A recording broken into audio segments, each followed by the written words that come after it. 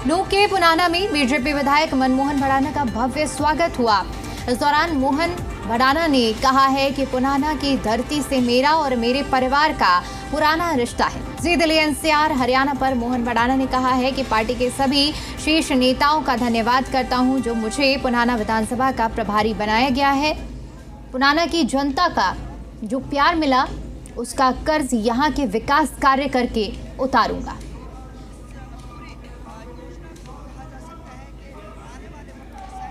तो आज भव्य आयोजन किया गया और कार्यकर्ताओं ने जोरदार स्वागत किया गया मनमोहन भड़ाना का, और उन्होंने भी पूरी तरह से आभार जताते हुए कहा है कि जो कर्ज है पुनाना का वो विकास करके जताते हुए और सभी को सुख सुविधाएं मिले, ये उनकी ओर से कहा गया है।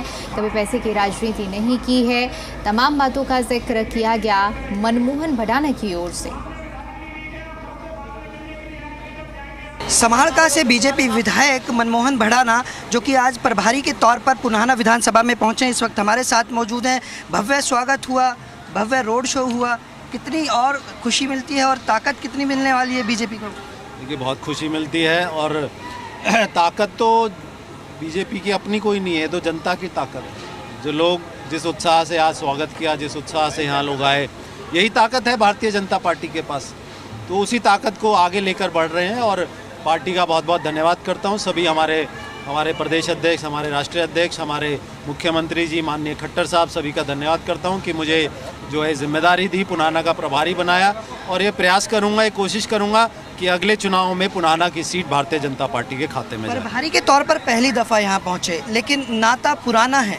जी, मैंने बताया नाता पुराना है।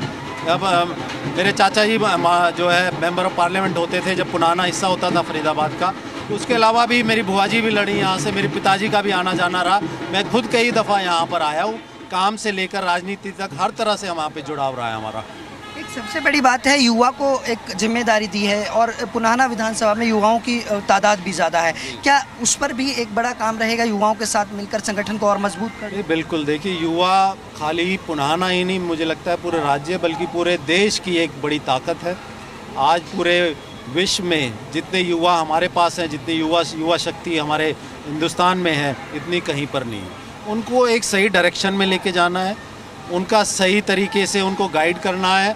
तो वो खाली पुनाना ही नहीं, वो देश और दुनिया को बदलने का दम रखते हैं। मुस्लिम बाहुल्य क्षेत्र है, बीजेपी पार्टी को लेकर जिस तरह की चीज़ें देखने को मिलती हैं, लेकिन यहाँ क्या कारण है कि लोग लगे हैं?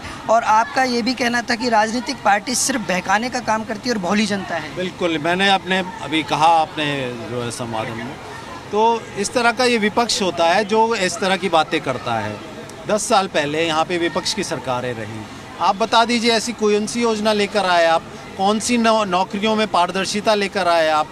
ठीक है, ले दे के खर्ची पर्ची पर नौकरियाँ लग जाती थी कोई 2-4 यहाँ पर, लेकिन जो पारदर्शिता, जो एक सही सोच और एक जो मुख्य धारा में लाने का जो काम कर रही है वो भारतीय जनता पार्टी कर रही है। ये मुझे लगता है सभी को समझना चाहिए और बिना सभी के समझे और बिना सभी के साथ के हम अपने लक्ष्य की तरफ नहीं बढ़ पाएंगे। एक अंतिम सवाल, आपको भड़ाना परिवार को जादूगर माना जाता है सीट जीतने के लिए, या यूँ कहें कि अब पुनाना की भी जीत सुनिश्चित भड़ाना परिवार कर देगा? देखिए, जादूगर तो मेरे साथी हैं, जिनका जो जादू जब चलता है, उनका जो प्यार जब मुझे मिलता है, मेरे परिवार को मिलता है, तो हम सारी सद्बुद्ध भूलकर सिर्फ जनता के प्रेम में आ जाते हैं। ये जादू जनता का है मेरे भाई।